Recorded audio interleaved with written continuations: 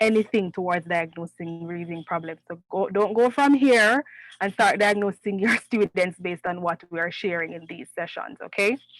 So let's get into it. The reading brain. Just a few things about the brain and reading that you probably don't know. Number one, have you ever thought about what really happens in the brain when we read? Reading is a very, very complex process. It requires that we use multiple parts of the brain, and this is something that scientists are just now realizing. There was a thought that reading was primarily a visual activity. Not anymore. Our brains, in fact, were not, are not at birth wired for us to read. We are born, our brains, when we're born, our brains are set up for the development of a visual system, and it is set up for the development of a language system. Our brains were not set up for a combination of that visual system and that language system together to make it possible for us to read. Reading is a human invention. We invented reading to help us manage our lives and to manage the world in which we live. And because of that, our brains have to adapt to this thing that we have developed called reading. Now, let's look at the brain and everything and the different parts that are involved in the process of reading.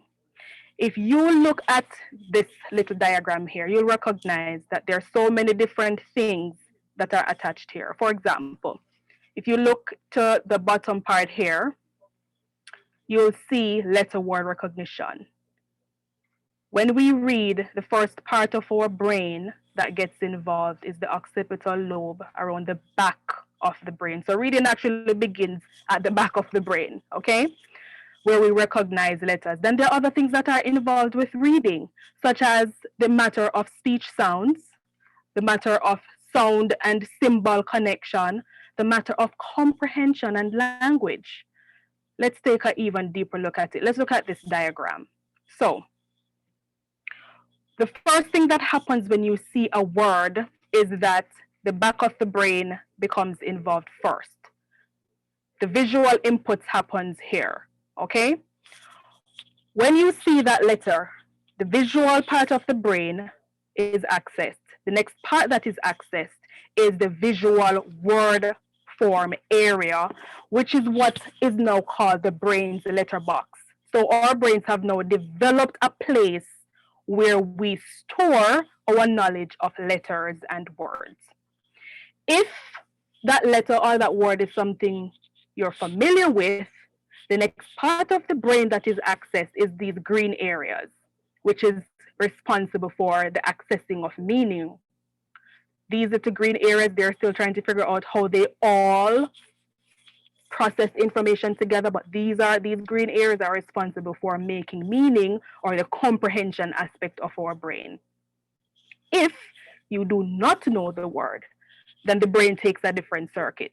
It goes from the visual area to the area where you are storing all your knowledge about letters, that's the visual word form area or the brain's letterbox, and then it begins to access the area that has to do with pronunciation and articulation. Now, picture a student or a child who is struggling to read. They look at a letter or a word.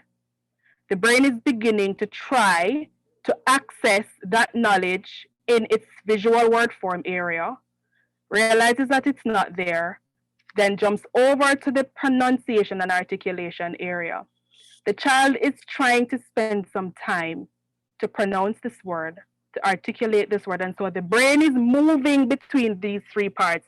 The visual, because if it's a word, they're having to focus on each of these words, these letters within the word, and so between the visual input area, the visual word form area, the pronunciation area, and it's bouncing back and forth among those places. Which area do you notice is not being involved in this process? The accessing of meaning. So therefore, if the brain is so taken up with trying to pronounce and articulate a word, the last thing is the child is thinking about at that point is what the word means. And therein lies the challenge. When children are trying to pronounce a word, it's hard for them to make meaning from it because the brain is otherwise occupied. And if the child is unable, because the brain is occupied, to make meaning from it, there is where we have a lack of comprehension. And not just any comprehension, we're speaking specifically here about reading comprehension, because there is a difference between reading comprehension and listening comprehension. And many times, students who struggle with reading comprehension are likely to do better at listening comprehension, because those are separate aspects of the brain. But this evening, we're just talking about the reading brain. So I just explained how this little diagram works.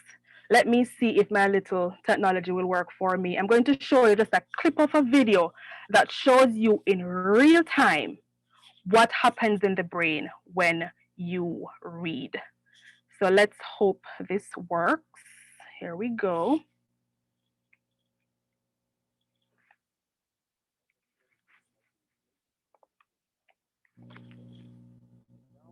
Show you the activation of the brain as you read one word. You see it in time. So let me start this. Go. And you have the word unfolding from the back of the brain to the front. Not seeing the video, Miss Brown. Not seeing the video? Information enters No, the video is not shown. Whoops. Okay, let me stop. I'm going to stop sharing for a second, and then I'm going to share my screen again, okay? Just give me 1 second. Let me close that and reshare.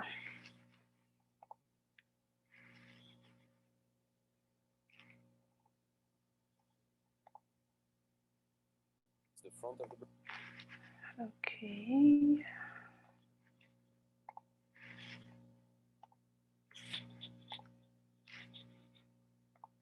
Okay, can you see that YouTube video?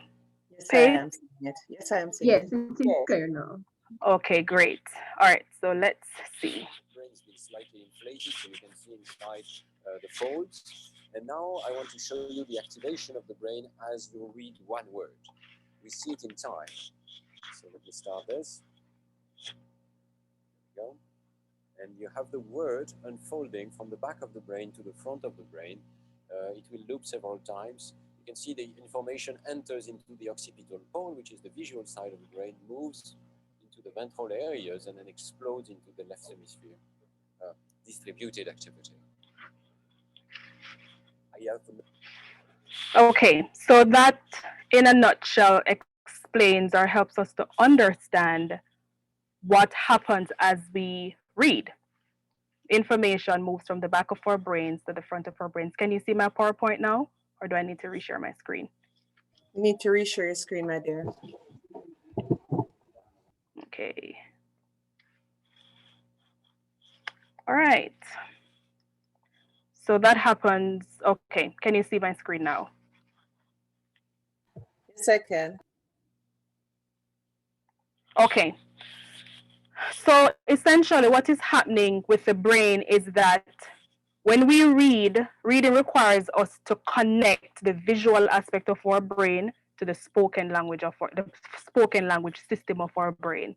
Usually by the time a child goes to school, both of these systems are already developed. The child can communicate well, the child can use their language system well, and they're able to see well, except something happened developmentally and they've lost either of these abilities. But because the brain needs to connect these two areas, many times students have a problem doing that. So, struggling readers and their brains. We read using the left side of our brains. And very often what happens is that students who struggle to read, they are using parts of their, they're using their right hemisphere of their brain. Now, the brain scans that they've done, because nowadays when they do these, a lot of it is they put people into different machines, the fMRI and the PET scans and all of that, and they have them read. And they found that students, especially with dyslexia, It is the right side of the brain that they're using. And so what they're trying to do with a lot of these strategies is to help them to activate the part of the brain, the left hemisphere, that is actually used for reading. Students who struggle with reading, they're also having a problem connecting the language system with the visual system. So in our language, in the alphabet system, we have assigned each letter sound to a symbol. That symbol is accessed using the visual aspect of our brain. The sound is accessed using the language aspect of our brain. Because students cannot put the two together, the symbol plus the language, the letter plus the sound, very often they are going to struggle with reading because the truth of the matter is that it's arbitrary. There's nothing about the letter S that can cue a student to this sound. And so it takes a lot of brain power for them to make that connection and to remember that connection. And students who struggle regularly with reading are not able to make that connection. So through teaching students to read, through teaching them the alphabet system, through teaching them how to make the connection between these letter symbols and these letter sounds from the spoken language, we basically perform surgery. Through the process of neuroplasticity, we can help students to develop the ability to read or to decrease some of the difficulties they have with reading. Neuroplasticity is that process that allows the brain to change, and the brain is capable of adjusting and changing. Think about somebody who has had brain surgery and has had parts of their brain removed.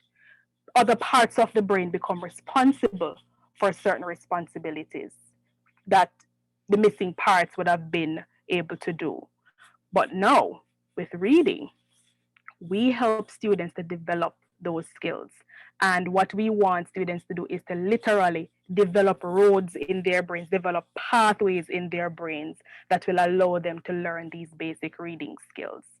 So, what should we do? We need to teach them skills and principles that would allow them to pull these two parts of their brains together to create the path that they need to not just to understand language, but to be able to identify language on paper. Okay? So, we need to help students to assign meaning. Letters have no meaning to students unless we teach it. Think about when you open a package that comes from China and the instructions are written in Chinese. To you, it's just some squiggles. It doesn't have any meaning to you. The same thing happens to students who struggles. They see the letters, but the letters have no meaning to them unless it is explicitly taught. And a lot of the times, because many of us are now fluent readers, we forgot what struggle it was for us when we started reading at 2 and 3 and 4 years old. And because it has become automatic to us now, we don't recognize that it was a process and it was a struggle.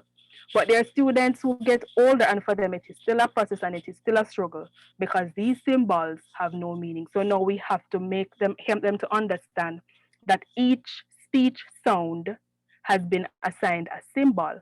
And when these symbols come together into a string of symbols, it represents a speech sound that we not just say, but it can be represented in written form. So, how do we teach the reading brain? First of all, there are some things that we need to stop doing. I don't know about you, but when I was growing up, sight words, it was drill and practice, drill and practice. Now the definition of sight words is changing. A sight word is not the word that you're going to meet over and over when you read. A sight word is a word that you can decode quickly on sight. That's what a sight word is now. It's not a word that you meet like the and there and we and which. All of those are great and we have them on list, but we need to understand that when a student can read a word, apply the principles very quickly, that word becomes a sight word. Whole word teaching, we need to cut that out. And the reason is when we teach whole words and when we teach sight words, what we are saying is that the brain learns words through sight only. And research is telling us that that is not so anymore. In fact, there is a limit on how many words a student can memorize without the principle of how words actually work. We also need to stop using picture cues or decrease that. And the reason is there's so much and no more that a student can do with and without pictures. So when you're telling them, look at the picture and think about what the sentence might be saying. As students get old and the pictures are being removed from text, they don't have that as a crutch anymore. And so they need the principles of reading to hold them when there are no longer picture cues. Providing literacy rich environment. This is something that we've beaten to death.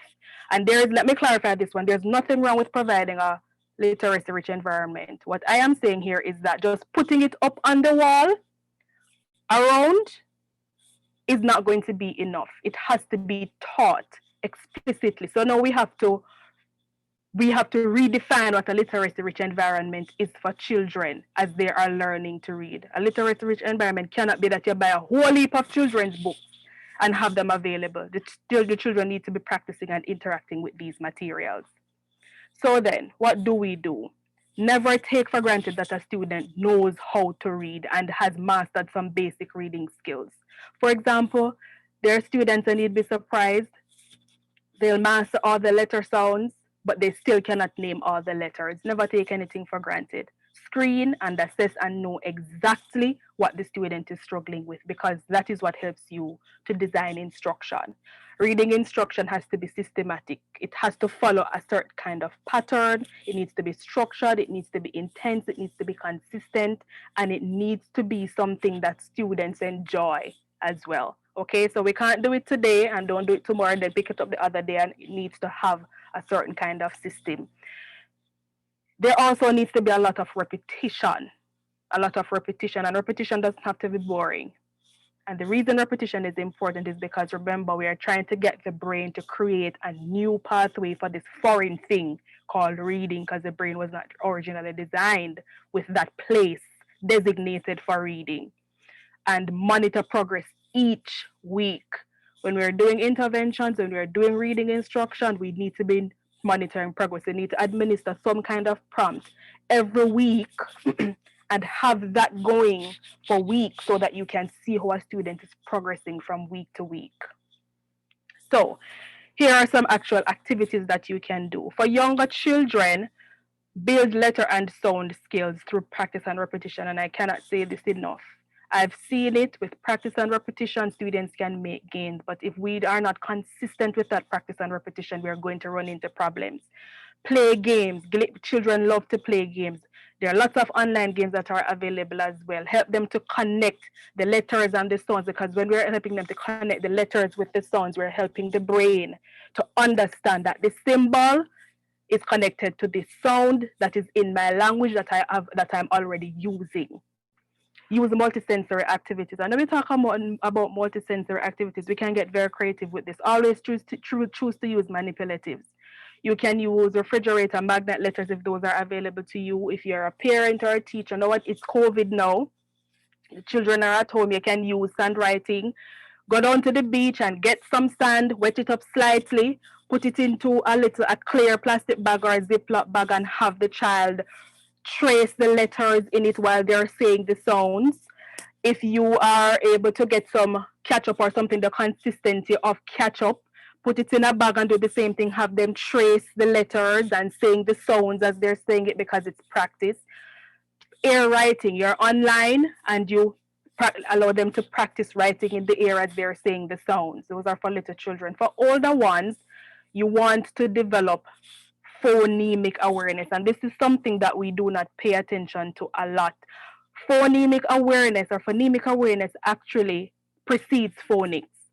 Phonemic awareness, phoneme is the smallest unit of language. Now, a lot of times when students struggle, they don't realize that these small units of language, they are actually represented in strings of letters, and there's a definition between one word and the next. They are also not able to discriminate the sound in each word. So let's practice phoneme deletion. And you can open your mic and answer this question. Say game. Now, say game without the g. What's the answer? Aim. Say pant. Now, Pant. now say pant without the t. And Pant. I heard somebody say ant. The answer is pan. So this is phoneme deletion, and this is a skill that many struggling readers are not able to master. And the reason is they aren't able to sometimes hear the difference in the different sounds. And because they aren't able to hear the difference when you put it on paper for them, it doesn't make any sense to them. Phoneme substitution. Say mad. Now replace the a with o. What's Mud. the word? Mud. Say Mud. correct. Say math. Mat. Math. Math as in mathematics. Say math. Mat. Math. Now Math. replace with b. Bath. Bath. Bath. Beautiful. This tells me that you're able to manipulate the basic sounds in words. Here's an example of phoneme substitution. Tell me all the sounds you hear in the word class.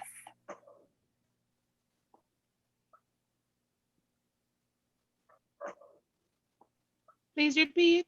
Tell me all the sounds you hear in the word class. Nelly.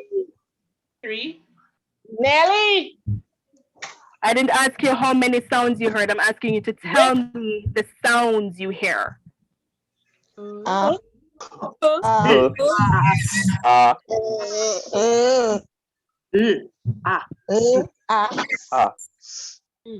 Okay, right. So some students, because one of the things I do as a school psychologist, that I do a lot of assessments to find out if students have disabilities. And very often, if I ask a question like this, a response that I'll get is ko as one sound, a. Now ko, that is two sounds together. And I'm not asking for a blend. I'm asking for the phonemes, as in what are the individual sounds in the word. And so I'm expecting the ko, and so struggling readers, this is a basic, very basic reading skills that precedes phonics, because if a child cannot hear the discriminated sounds, then when you put those, when you're attempting them, when you're trying to get them to do phonics, and that skill in phonics is blending these sounds, they will not be able to do that. Make sense? Okay. So that is something that, and if you notice, these activities does not require any book, any pencil. It's just talking. You're trying to get students or your child to master the sounds that they hear so that they can discriminate the sound on paper when it becomes a letter. Another thing you can do, or teachers can do, is syllable or phoneme clapping. So if you're focusing on phonemes, let's take the word class again, and you want them to clap clap according to the number of phonemes. So it would be k, a. So they clap each time, and that is activating the brain. It's multisensory. You're getting them physically involved. And if you're working with longer words, you have them clap for each syllable as well. The next thing that you can use, and this can be used for especially boys who are very busybody, and for younger children, you can use a phoneme counter with beads or coins. I'll show you a picture of that shortly. And you can also use an Elkonin box. This is what an Elkonin box looks like. Okay, now how it works is you're trying to get students again to identify the sounds that they hear. This is a key. How many sounds are in the word key?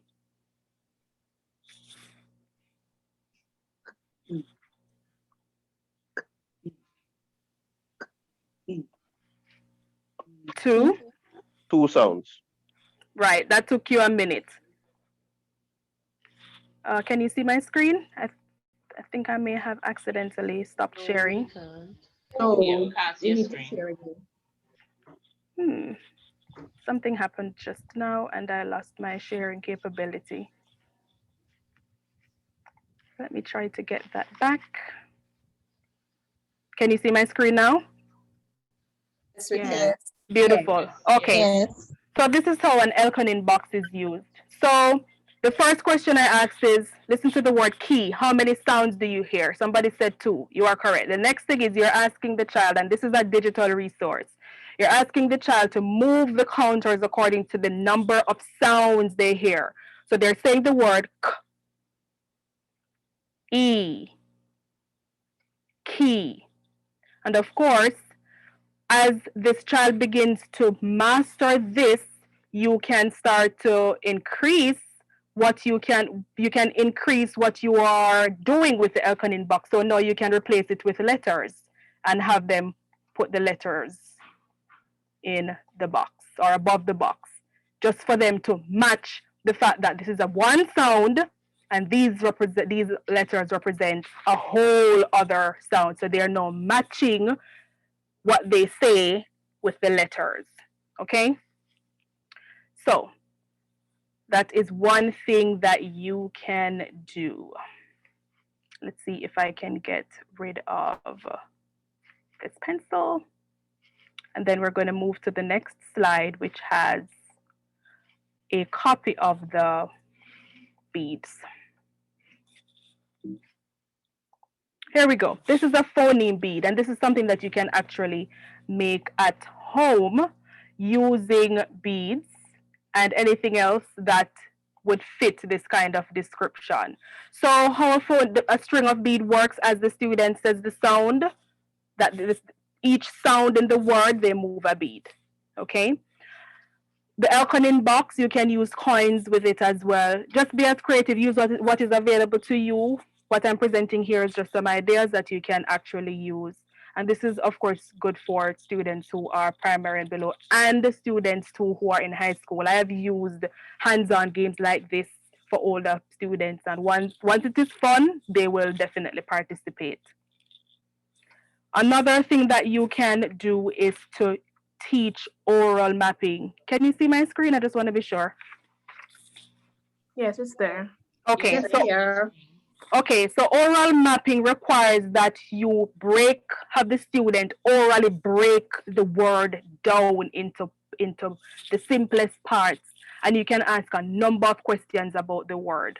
And this can work for older students as well. So let's take the word shop, for example. What makes the p sound in the word shop? And the student will answer. And notice I'm not asking what letter, okay? I'm not asking what letter, I'm specific about that. Then I'm asking, what makes the sh sound in the word shop?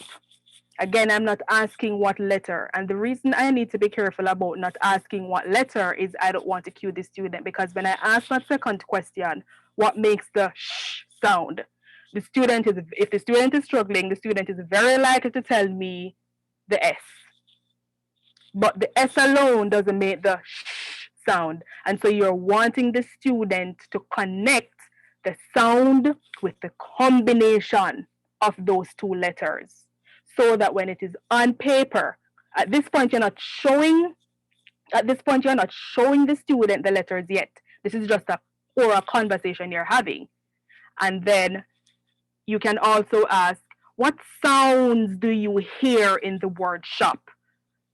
And the student again has to break that down. And after you have done this oral mapping of the word, then you can look at the word in print and have them acknowledge and recognize that each of these sounds is represented by the symbols in this word. Another idea, and I've seen this one so much in students who struggle, and for those of you who may teach reading, many times students who struggle, they look at the very first 2 letters or 3 letters of the word and they guess the rest, or they compensate. When you're working with readers who are struggling, use lookalike words to prevent this from happening. force them to slow down and to look at every single letter that's in that word. Track, trunk, tank, think, thing, drunk, drank. If you notice, they all look at they have the same number of letters, or almost the same number of letters. They look the same, because another strategy that some of them use, they look at the shape of the word, the whole shape of the word, and then guess what it might be. So you want to force them to slow down by putting words that look alike so that they will have to look at each letter and connect the letter to the correct sound to put them together. The next thing that you might consider is using backward decoding. So let's look at a long word like restaurant. How does backward decoding work? You have the student cover the letter, and as they cover the letter, they start pronouncing or decoding the word from the end to the beginning. This strategy might not work for all words, so you have to be careful how you use this one. And I'm going to just show you a little bit. So when they're annotating, the first thing they'll do is to say this part of the word, and I'm trying to get my pencil here. I'm sorry. They'll say this part of the word first,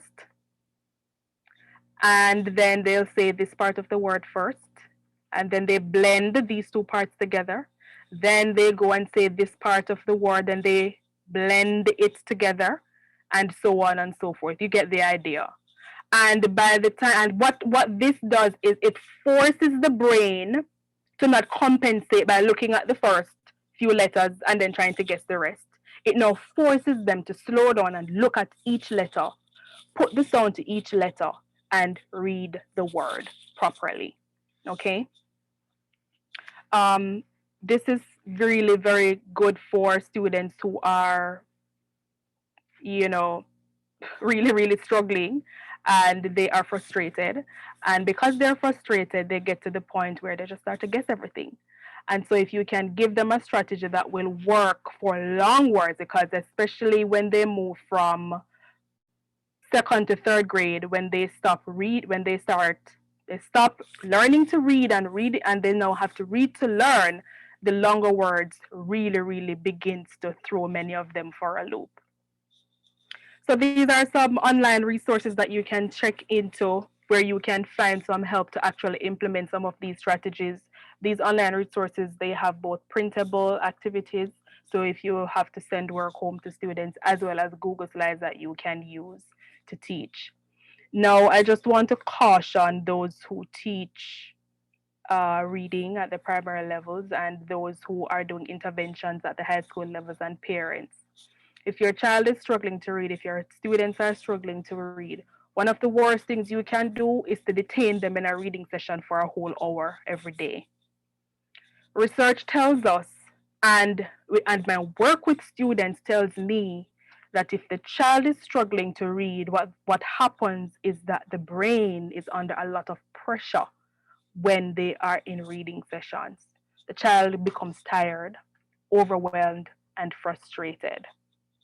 Once those negative emotions kick in, an intervention becomes pointless because the child is no longer giving attention to reading instruction. Interventions are most powerful when they are done regularly, every day, for 10 to 15 minutes at a time. And it might not seem like much, but believe me, if you take that child 10 to 15 minutes at a time, and you're working on a specific skill, because you would have done a screener, you would have understood what the child is struggling with. You're now designing instruction that is geared towards that particular skill, and you're drilling them, you're working with them 10 to 15 minutes per day.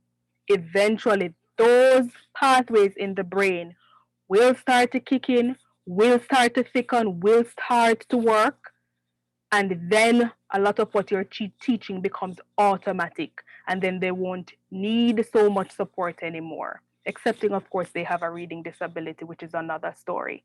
And of course, I always advocate take weekly progress, and progress is more than just collecting samples of the students' work.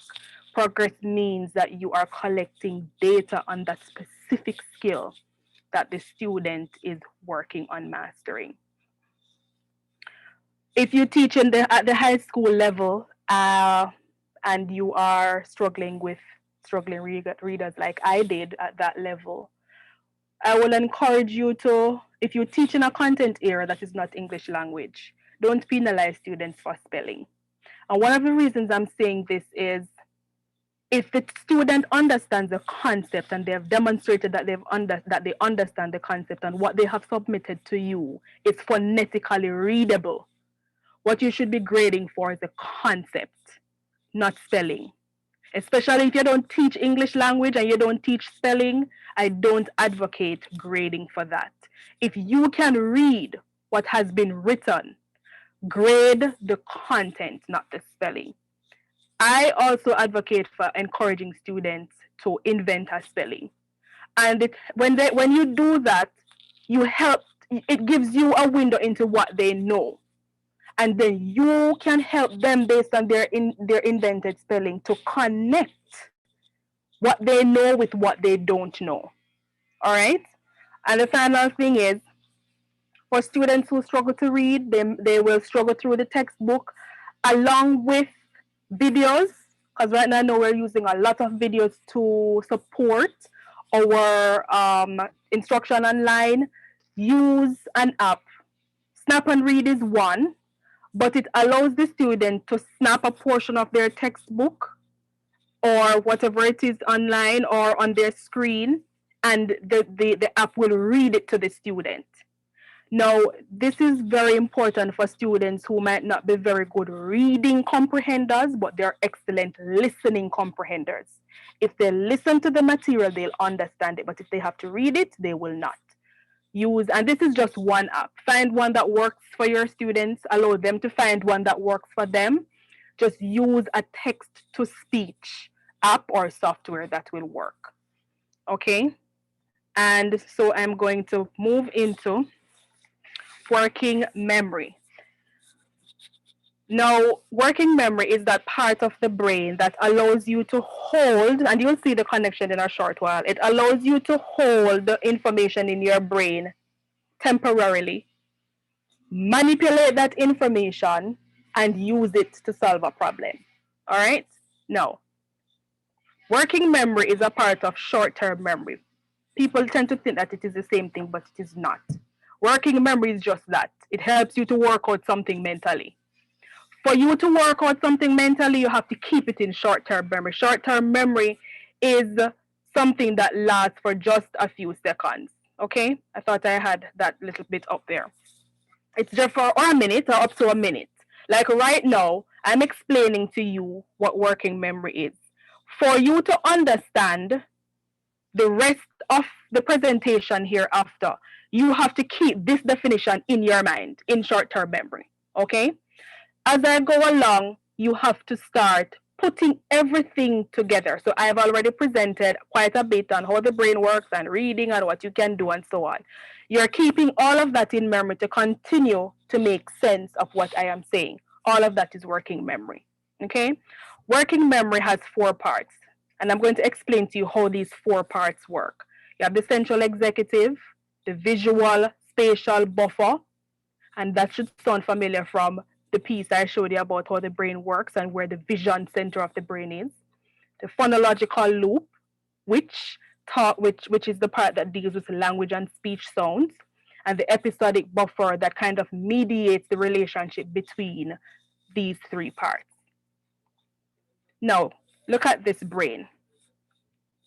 If you remember the diagram I showed you earlier in the presentation, you'll notice that the very part of the brain that is responsible for taking in visual information is a part of this working memory system.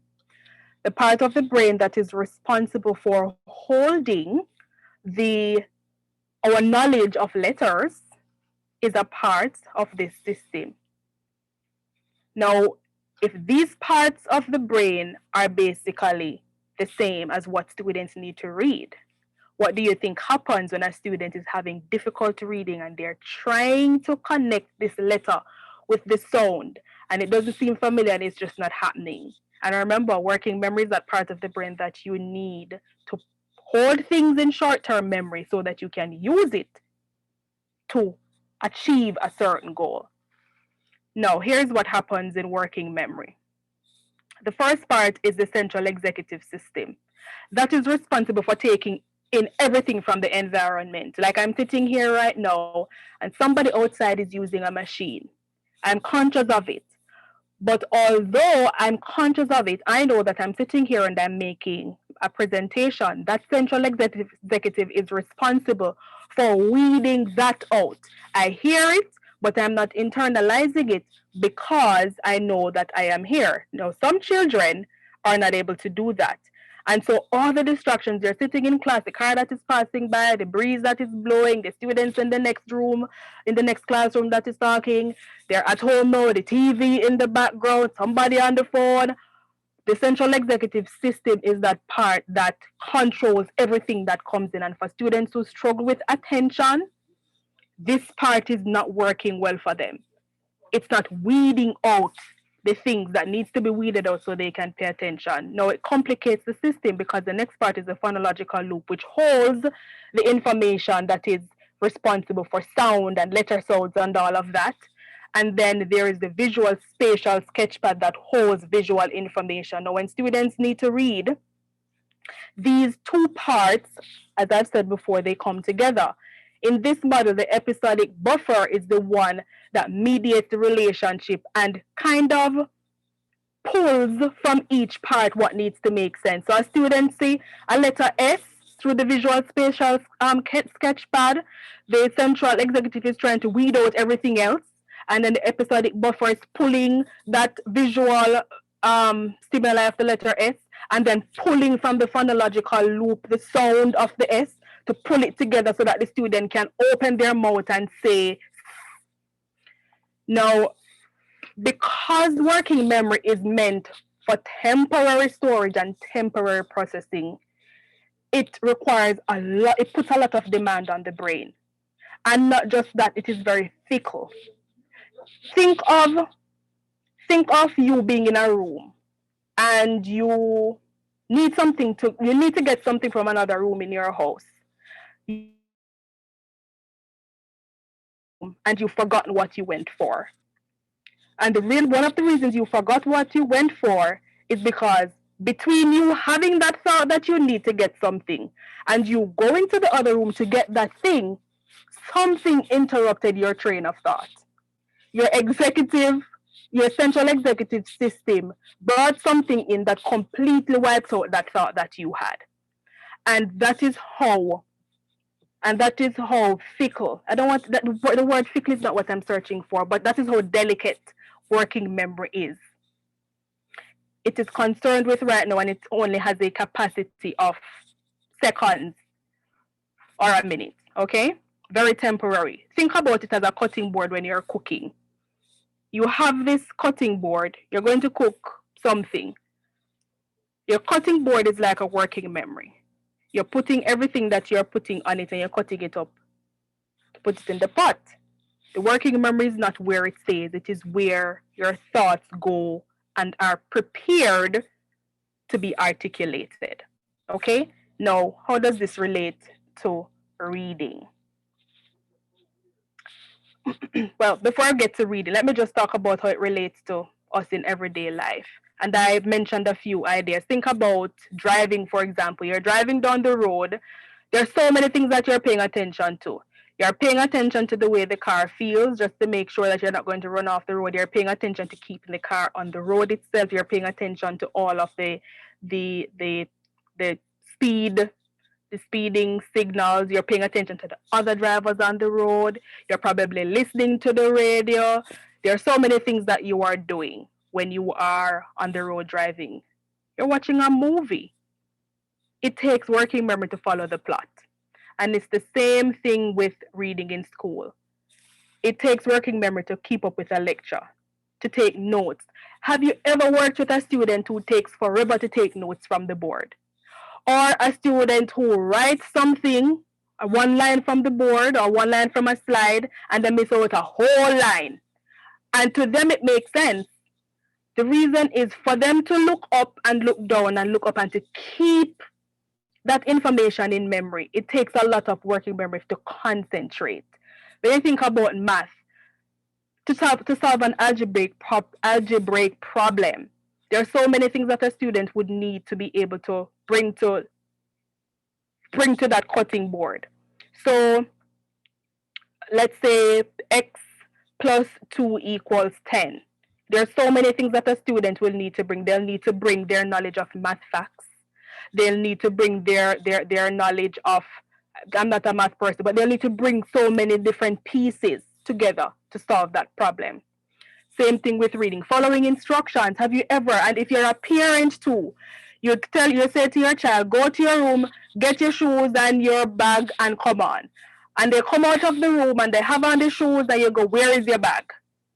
They've forgotten a piece of the instruction, working memory. Attention. Students who struggle with paying attention, the working back, that central executive system is pulling in everything and not filtering out the things that need to be filtered out. And so it's hard for them to resist distractions, problem solving and remembering what to do. Students who struggle with working memory, this is what they look like in the class. They're very easily distracted. It takes them forever to start a task and it takes them forever to finish the task. You always have to be reminding them what they're supposed to do. When it comes to multiple step directions, you always have to be giving them the directions in little pieces.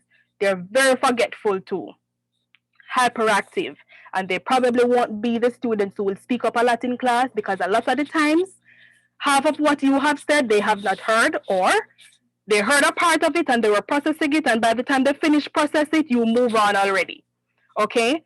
When it comes to reading, keeping their place when they're reading is something that is very difficult for them.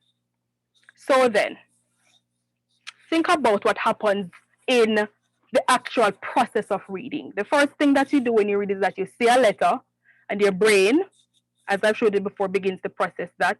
You have to remember what the sounds are. Then you have to put the sounds together. Then you have to decode that one word. And then you have to think about what the word means in context. Because if you read the word bow, as in B-O-W, it doesn't necessarily mean a bow and arrow. It could be the part of the ship. And it could also be the word bow. So your brain is having to calculate all of that. Then, if it's a lengthy passage or even a sentence, you have to think about what that means in the context of the whole sentence. You have to retain that entire sentence and the ideas within that sentence. Integrate that with other sentences if there are other sentences. You have to hold all of that in your memory and then interpret. Now, for a student who is struggling with working memory, if they can barely hold individual sounds in their mind, in their memory, if they can barely hold those individual sounds to make a word, how possible is it for them to remember an entire sentence? Not just remember, but to decode an entire sentence in order that they can actually remember it, so that they can actually comprehend it. And so these are some of the things that I wish I knew when I was teaching English language, because the truth is that many students cannot.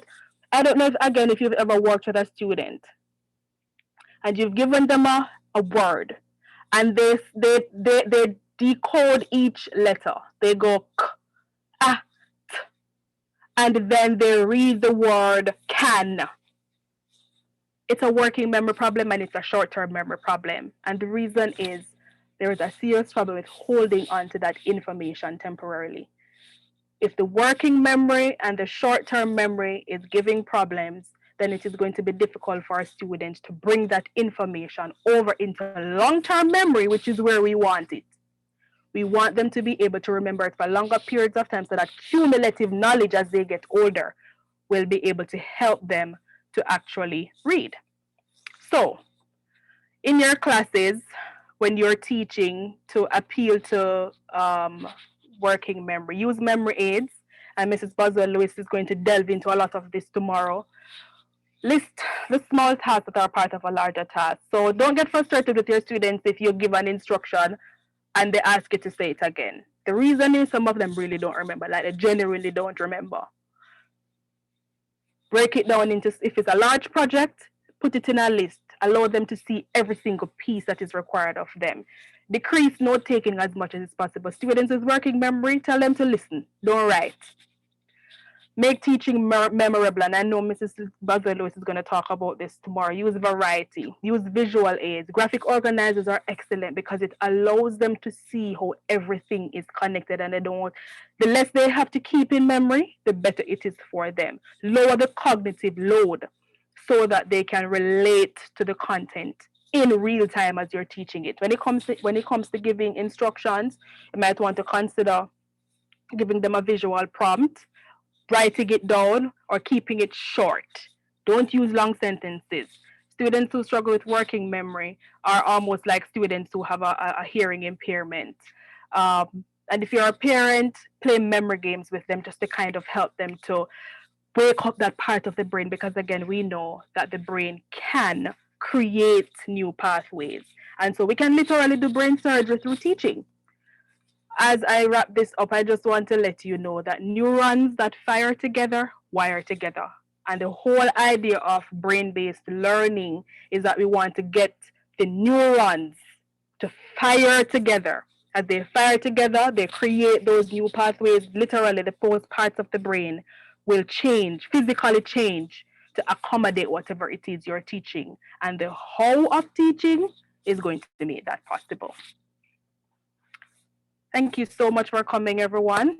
We'll now entertain a few minutes of question and answer and comment, and then we will wrap this up.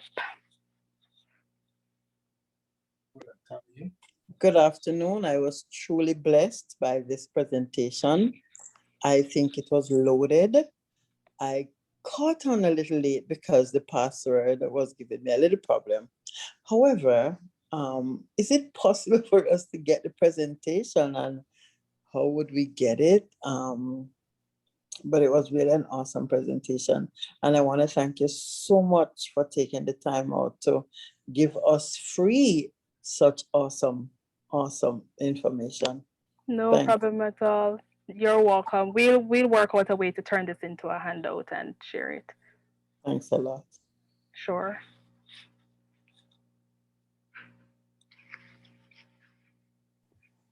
Hello, good evening.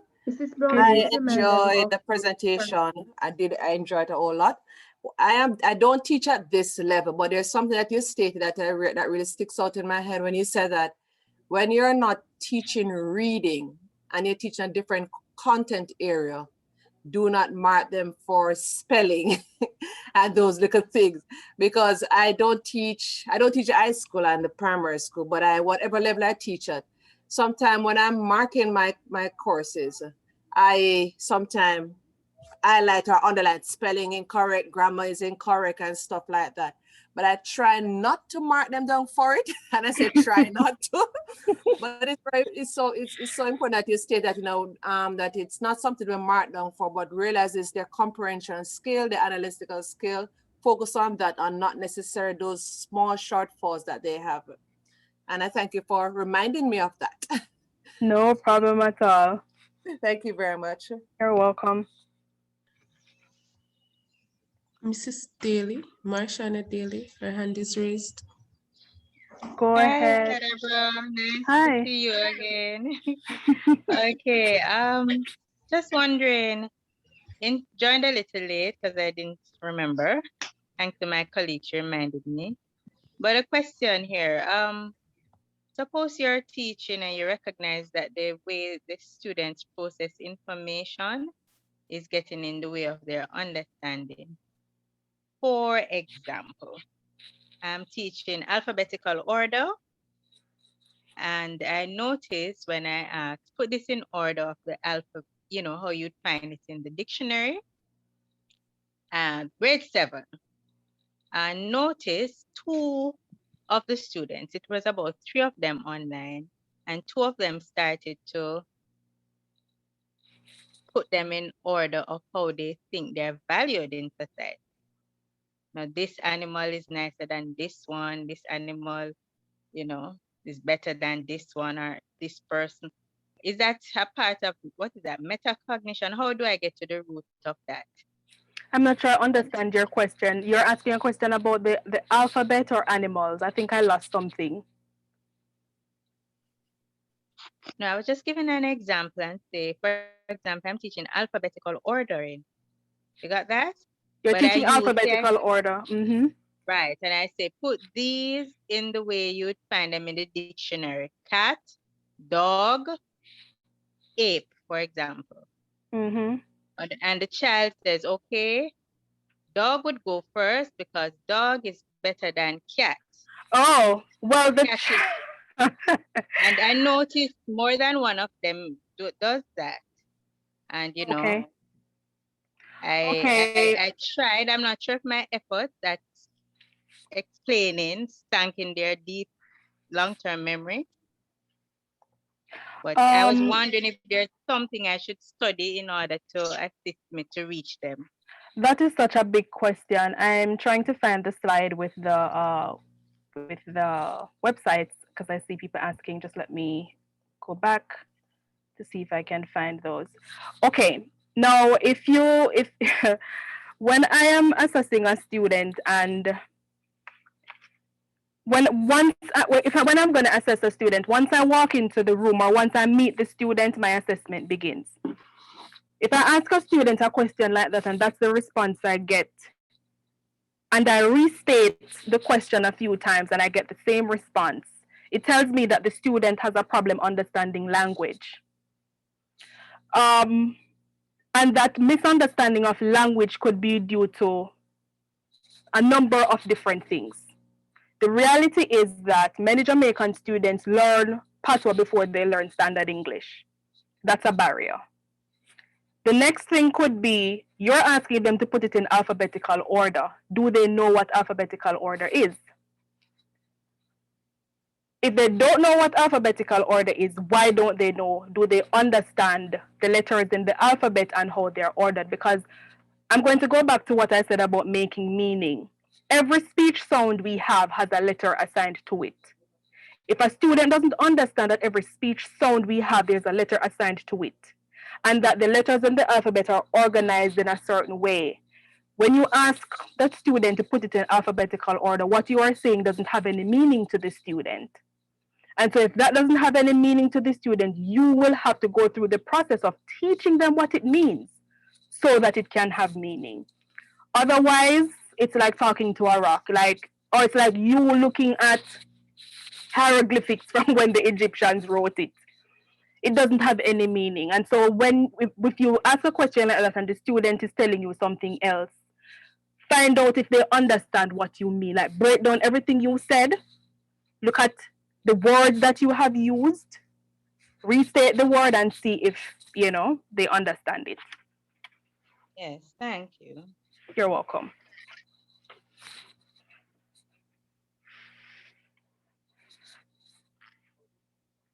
Any other questions?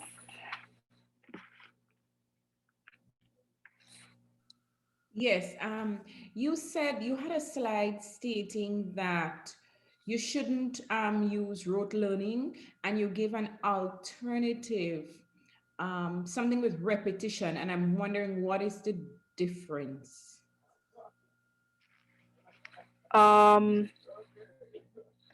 Rote learning and repetition. Let me go back to that slide. Can I find that slide?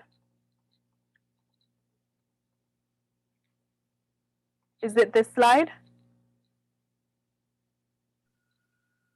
Yes, so that's one, but then in another slide you had a solution, and I was wondering what is the use difference? repetition. Okay. All right. Yeah. So when you use rote learning in teaching, the student does not connect that to a principle. Like when we were growing up, I don't know if anybody had this experience, that we were in school, the first thing after devotion in the mornings or the first thing following lunch, we had to repeat our times tables.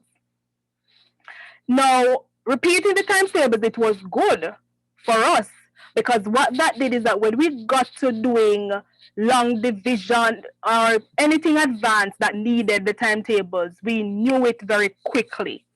It lessened the cognitive load on our brains so that we could perform those more advanced mathematical problems. The problem is we were not taught the concept of multiplication. So for example, I could repeat 2 times 4 is 8. and I know that, but I don't understand the concept. How does 2 times 4 become 8? I don't understand that I can add 4 twice to make 8, or I can break down 8 into 4. I can break down 8 into 2s and add them up to get 8 again. Do you understand that there's no concept? When you're teaching by rote, students don't understand the concept. When I say repetition, what I'm saying is repeatedly teach the concept and have students practice the concept. Because with the concept, what you're doing is empowering them to develop an independence when it comes to reading.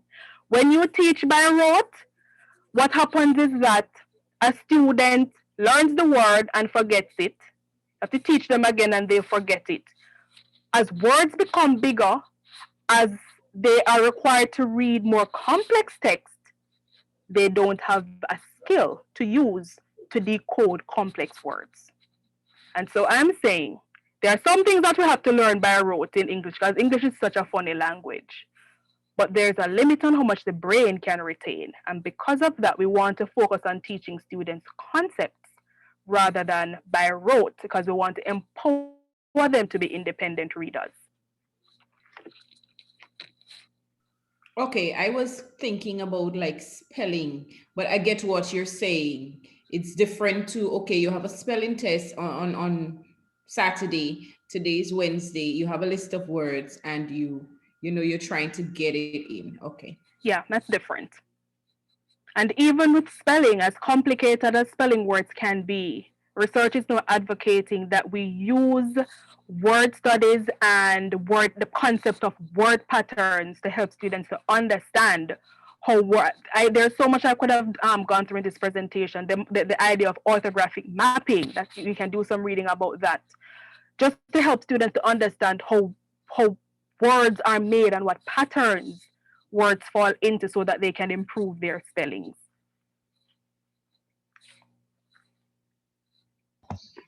Mrs. Brown, we have a question here in the chat. In the chat? Just a minute, let me try to find it. Okay, just a minute.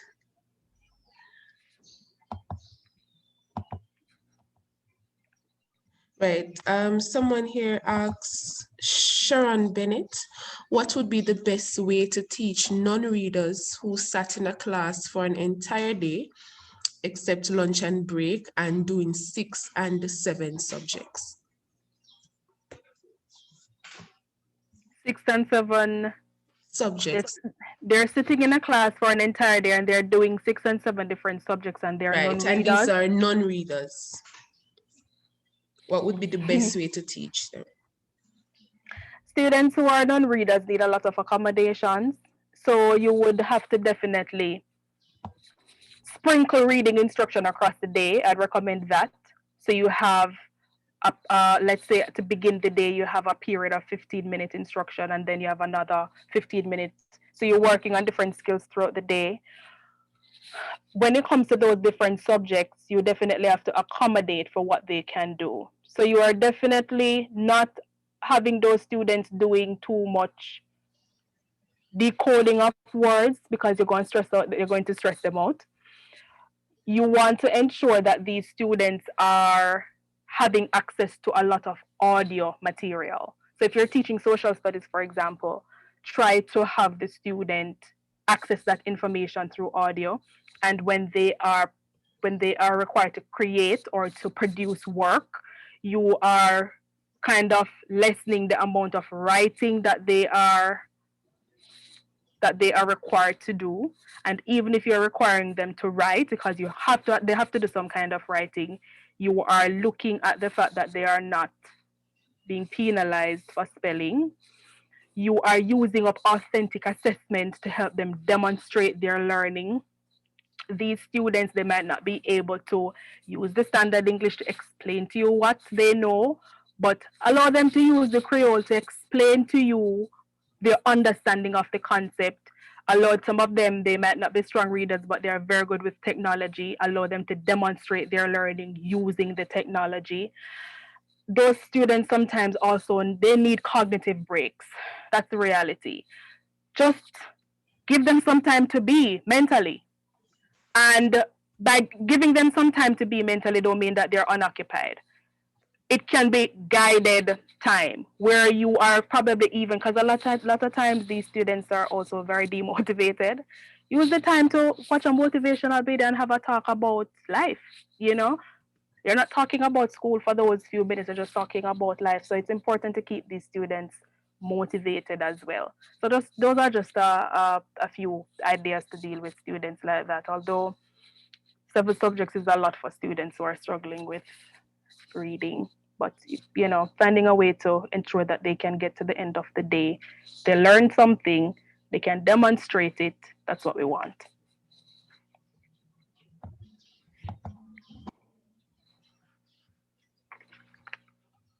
Any other questions?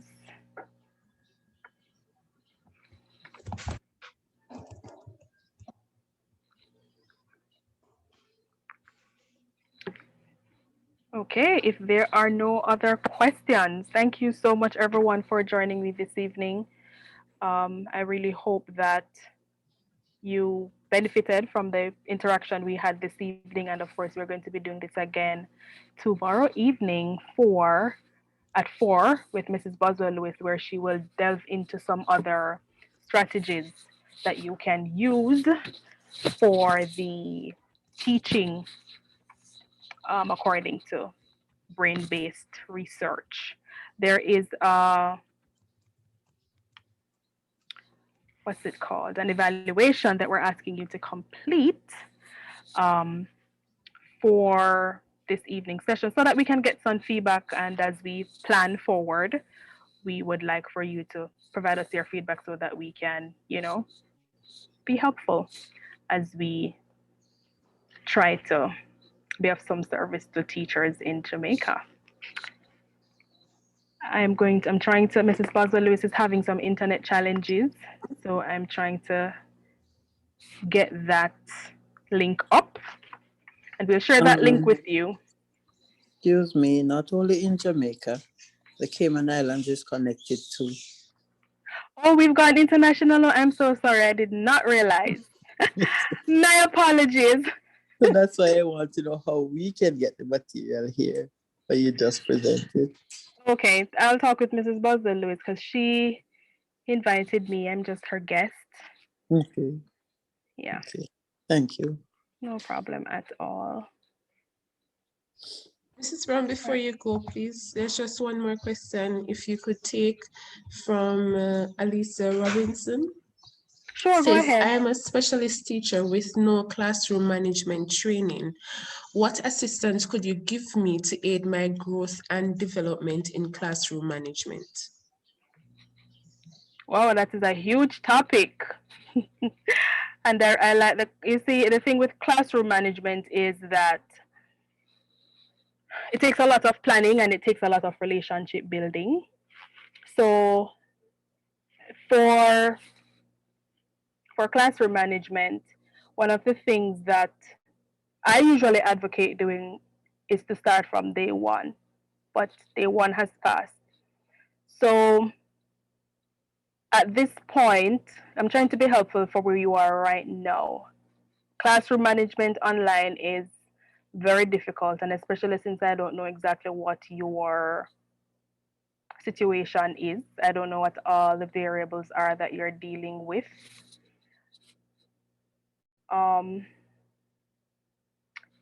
Tell you what, I'm going to need to talk with you personally to find out what you're dealing with before I can actually be of some help. So what you can do is to drop your email address into the chat or to me, or send it to Mrs. Boswell-Lewis, and you and I can have a chat. Okay? Because I need to find out what the variables are you're dealing with before we can decide what a solution could look like for you. Okay. Any other questions? I see that the Google Docs for the evaluation is still in the chat.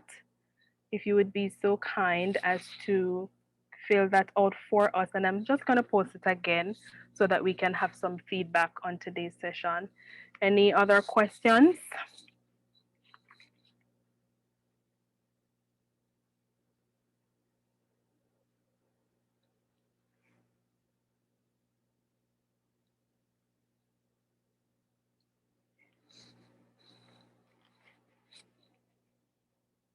Okay, there's my pen.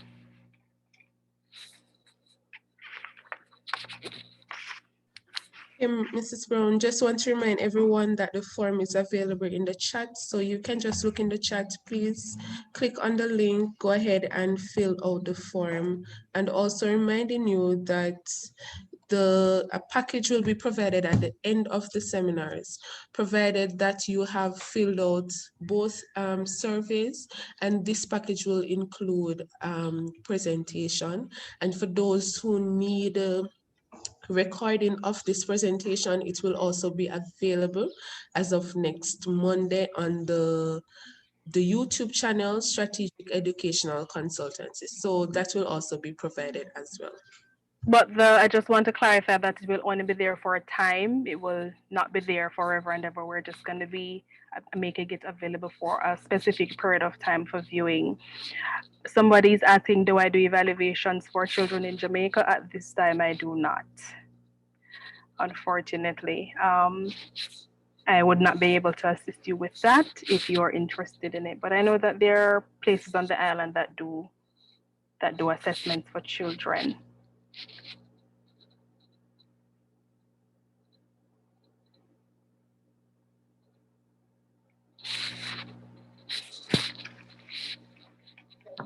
Hi, good day. Five Fagan here. Hi, Miss Cadabbra. In relation to the two links posted in the chat, am I to click both forms or just the one sent from you? Because there's one from an Embright Chin. It's the same link, I think. It's the same link. It's the same link. I just copied and pasted because, you know, some person said they didn't see it. Okay. It's the same link. When I copied mine, I just shortened it. Oh, okay. Thank you very much for that clarification. No problem. All right, not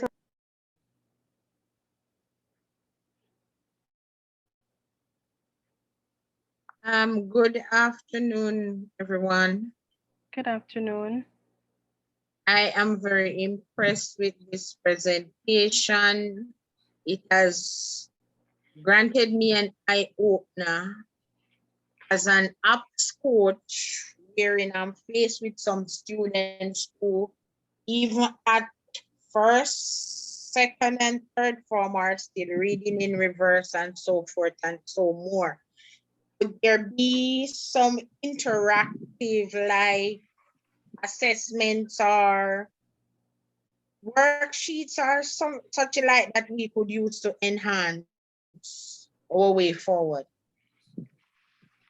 When students are at that stage, as in, you know, they've gotten to high school and they're still struggling with reading. Even younger students, to be honest with you, when I'm doing a reading interventions, I try to be honest with you, I don't think it's reading alone, even math. And then, you know, that's what I was gonna say, that even with younger students, when students get to that stage and they are not reading, and there are other red flags. Because again, when I'm working with students, I look at the whole child. Like, it's not just what they portray. It's not just what they do in academics, but I look at other aspects of, you know, what's going on in their lives as well. A lot of the times when I'm doing interventions with them, I try not to do worksheets, because worksheets for a lot of students, it causes them to become anxious just because it is associated with schoolwork. Okay. I tend to use a lot of games with them, especially for the boys, because let's be practical, they like to play. Yeah. If a student gets to a stage, and again, a part of what I do is not just interventions, and that's why I advocate for progress monitoring every week, students, the progress monitoring has to happen this week, because it cannot be that you're doing an intervention from September till December and you arrive in December, and this is just argument's sake. I don't know what your interventions look like, but if you're doing an intervention, you need to know within a matter of 4 to 6 weeks if the student is making any progress at all. Okay.